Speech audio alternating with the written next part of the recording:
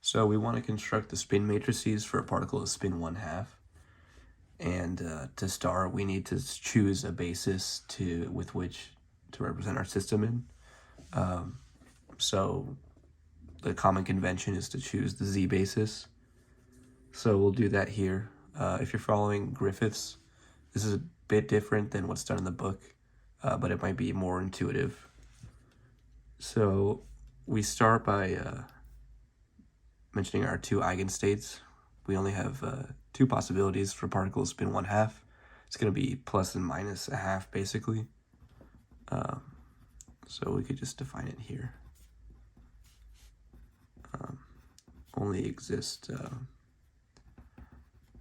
negative 1/2 and 1/2 are our two states. So our spin quantum numbers are going to be minus 1/2 and 1/2, and for a particle of spin 1/2. So we can represent these two states in a ket vector. And then basically one ket vector for the minus, one for the plus 1/2. And a ket vector you could just basically think of as a column vector. But that'll be more apparent soon. So we'll just denote our two states.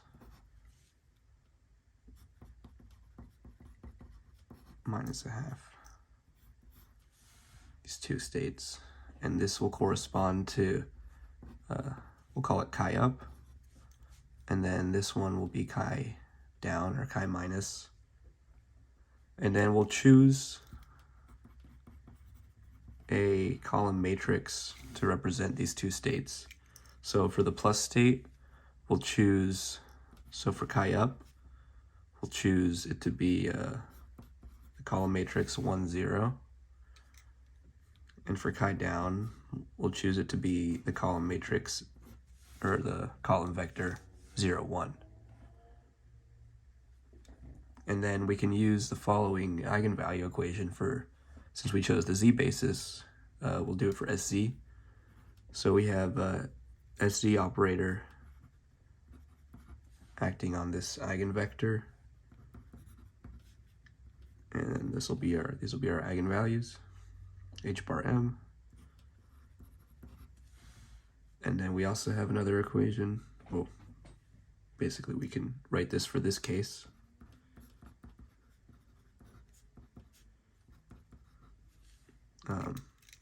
H bar m. The eigenvalue is h bar m. Eigenvector. That's going to be 1/2.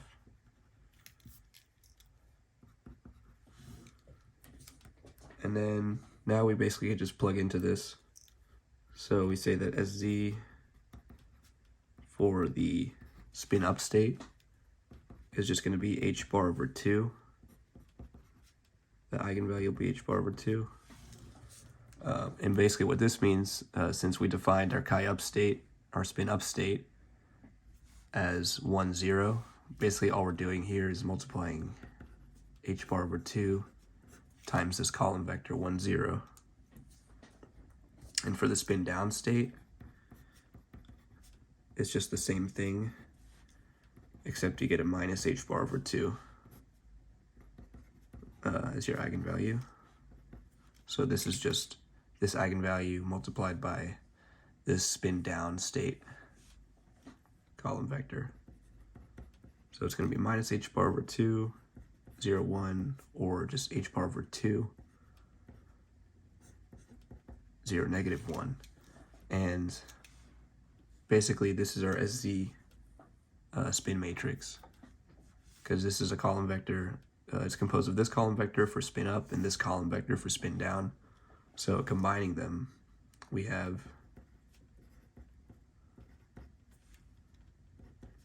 h bar over 2, and then the contribution from the spin up is 1, 0, and the contribution from spin down is 0, minus 1. So this is our spin matrix for sz. Sx and sy are a little bit more involved, but you can use some tricks to make them pretty straightforward. It's just a lot of bookkeeping. So we could define Sx to be a combination of the spin up and spin down operators. So it's just 1/2 the spin up operator plus the spin down operator. And then Sy, similarly, except with a 1/2i, spin up minus spin down operator. And we need to construct these operators too.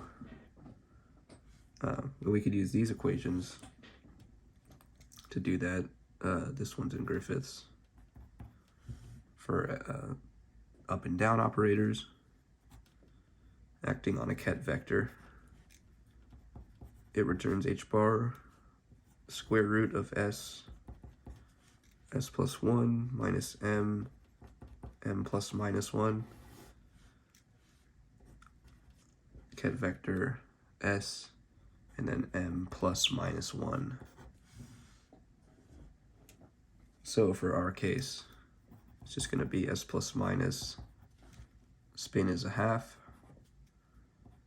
It's just going to be h bar, then 3/4 minus m plus minus 1, 1/2, m plus minus 1. And then we can use this relation where if we multiply a bra vector or a dual space vector, which can also be thought of as just a row vector, we can say that the bra vector 1/2 m on this s up down operator times the ket vector of 1/2 another index n, that's just going to equal 1/2 m h bar 3/4 minus n plus minus 1, 1/2 n plus minus 1. And then you could exploit something here, so this will just be, you could just write this factor out in the beginning, n plus minus 1. Now we have the inner product of this row vector and this column vector. So that's basically just going to be the Kronecker delta of m and n plus minus 1. So it's just equal to all that business times the Kronecker delta of m n plus or minus 1. So now to construct, and I'll just rewrite that up here, to construct s up and s down, we need to use this relation, basically, and then we can construct sx and sy. So we need to do it this way because we chose an sz basis in the beginning. That's why sz was the easier one to get, and sy and sx are a little bit more involved. But if we chose an sx basis, then that would have been the easy one to get, and sy and sz would be the other two hard ones. So let me just rewrite what we just found with this inner product relation. We'll write them individually. So this one's just for the spin up operator. N plus 1. And then we just have the Kronecker delta of m and n plus 1. For the down operator, it's almost the same. So we have n minus 1 there, and the Kronecker delta of m and n minus 1. And if you don't remember what the Kronecker delta is, for example, the Kronecker delta of mn is equal to 1 when m equals n, and 0 otherwise when m doesn't equal n. So it picks out all the terms that aren't the same. So in this case, instead of mn, it's m n minus 1 and m n plus 1. So m has to equal n plus 1 for the Kronecker delta to be 1, or n minus 1 for the spin down case, or the lowering case. So starting with just s up, the raising operator, we start with the spin up state. You could choose either one. Starting with the spin up state though, we can just basically insert 1/2 into here, and then figure out what it gets. And then that's going to basically give us, for the spin up state, it's going to give us a row vector, and for the spin down state, it's going to give us another row vector. And those two row vectors are going to be our raising matrix that we need for our Sx and Sy spin matrices. So just following basically this formula for spin up, or the raising operator.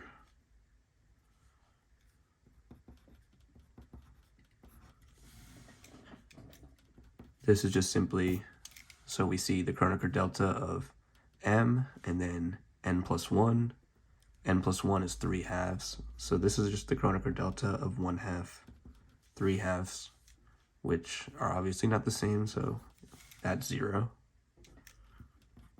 Now we do the same thing. So right here, m equals 1/2 first.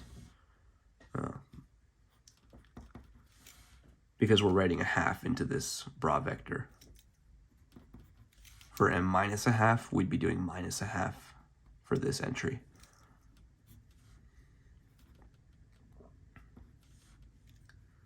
S plus on 1/2, and then now minus 1/2 here, because we're doing, this is going to be a row vector of 2 entries, so we need to test the spin up and spin down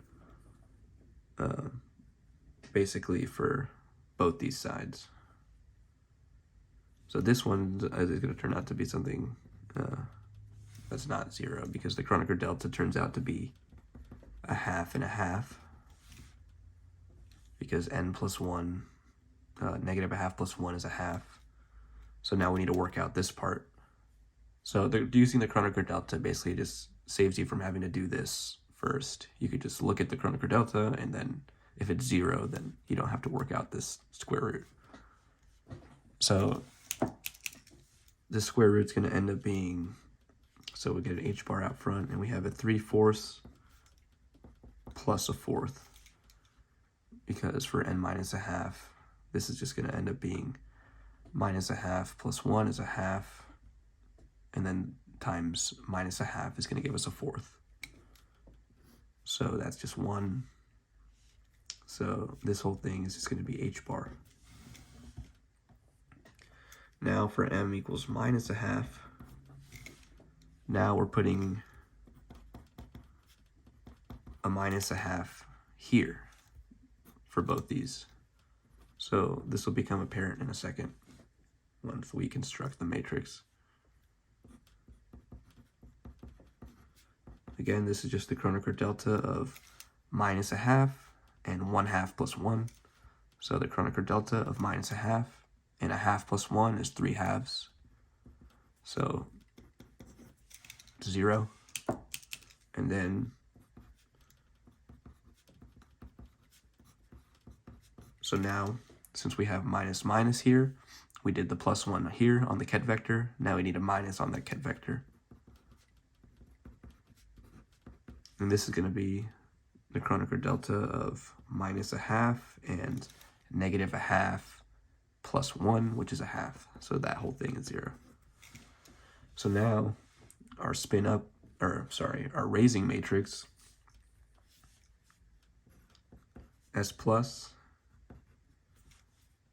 is going to be this row vector, the contribution from the spin up state, so 0 h bar.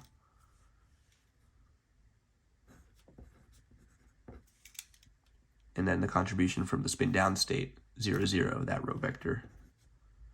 Or we can just take the h bar out, and then it's just 0 1 0 0. Similarly, for spin down, I'm just going to kind of go through this fast. For spin down, we start with, or for the lowering operator, I keep saying spin down, but what S minus and S plus means is the lowering or raising operators. It's not spin up or spin down. But for the lowering operator, we start with the spin up state, m equals 1/2.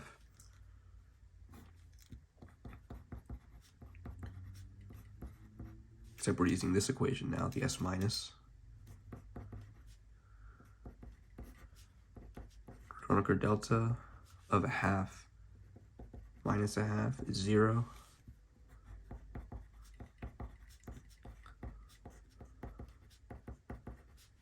Now we need a down here.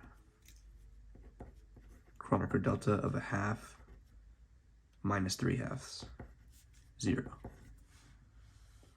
So this next matrix, S minus, is going to have a 0, 0 in its first row. So m equals minus 1/2 now. We have 1/2 minus 1/2, S minus 1/2, 1/2. So the Kronecker delta of minus 1/2 and minus 1 now is minus 1/2. So that checks out to be 1. So now we have an H bar, and now that's going to give us 3/4. Again, plus 1/4 is just 1. So we get an H bar from that component.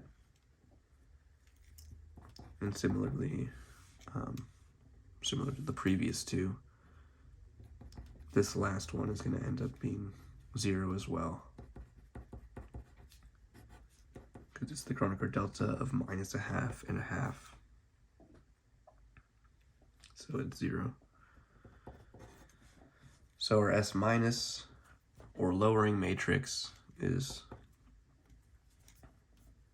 so we have 0, 0 row, and then an H bar 0 row, or H bar 0, 0, 1, 0. So these matrices will be important for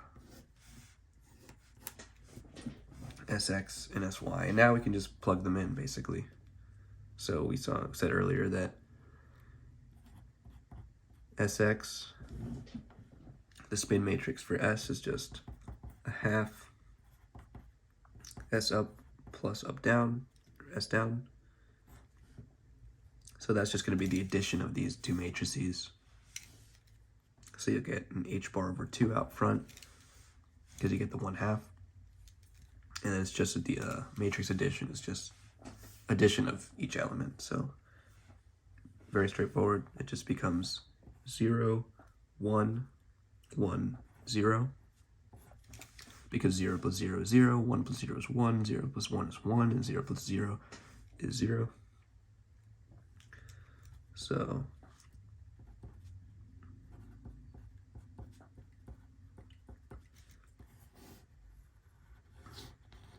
that's our Sx matrix. And Sy is 1 over 2i, the difference of these two matrices. So you just get an H bar over 2i out front,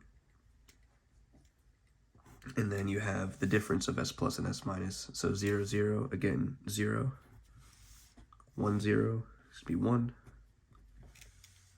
0, 1, it's going to be minus 1, and 0, 0, 0. So now we're not done with this one yet. We can do some more manipulation for something to get the Pauli matrices, basically. We need to do this manipulation. So we could basically say that 1 over I is minus I. Just prove that really quick. I squared is equal to minus 1. Multiply by minus 1 on each side to get minus I squared is equal to plus 1. Divide I by each side, and you get 1 over I is equal to minus I. So this matrix becomes minus I H bar over 2, 0, 1, negative 1, 0. Or that's just going to equal H bar over 2 times 0 minus I, 0. And that's going to be in our SY matrix. And then from earlier, we can just write down SZ here. So remember, SZ is just 1, 0, 0, minus 1. So SZ equals h bar over 2, 1, 0, 0, minus 1. And then the Pauli matrices are basically just these 3 matrices without the h bar over 2 factor. So you could say that the spin matrices are h bar over 2 times the Pauli matrices. So the Pauli matrices are just these matrices without the h bar over 2 in front. So sigma x is just going to be 0, 1, 1, 0. Sigma y is going to be 0, minus I, 0. And sigma z is going to be 1, 0, 0, minus 1. So these are the Pauli matrices, or these are what we mean by the Pauli matrices. But they're just the spin matrices without the h bar over 2 factor.